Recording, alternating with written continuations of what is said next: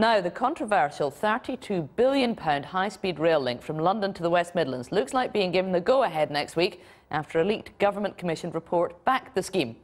If it goes ahead, it will be one of the biggest rail investments on a single project this country has ever made. Jane Dodge has this.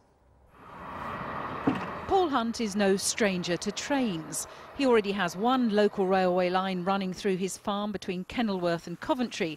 But if High Speed 2 gets the go-ahead, it'll split his land in two. Today's report from Network Rail dismissing alternative routes has left him contemplating his future. Having to leave here, yeah, it would be really difficult. I mean, I'm third generation. My son's hoping to come and work on the farm. My mother's still lives here. She's lived here all her life and she's 83 now.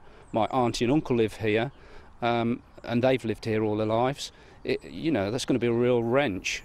Plans for high-speed trains racing through England's green and pleasant land have always been controversial. The £32 billion project, introduced by Labour originally, aims to cut the journey between London and Birmingham to 49 minutes, with a second phase providing a high-speed link to Manchester and to Leeds.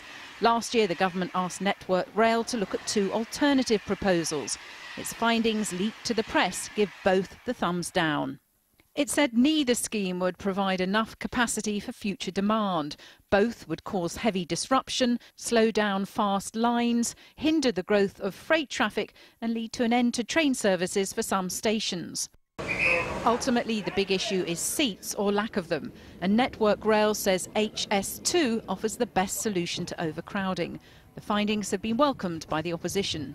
We need a new high-speed rail line to encourage jobs and growth in Britain for the longer term. It's the right thing to do to reduce the potential overcrowding on the West Coast Main Line in the years ahead. The Department for Transport insists a final decision on High Speed 2 won't be made until next week.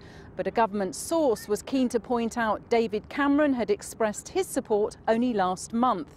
So despite continuing opposition from within government ranks, including a senior minister I spoke to today, HS2 looks set to get the go-ahead.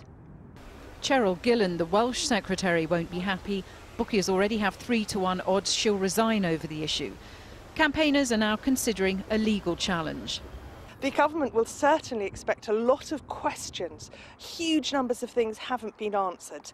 There are big holes in the big picture. And people will want to know exactly what the justification is for doing this really very difficult thing. Laying the first piece of track is still a long way off. The earliest forecast for construction to start is 2016.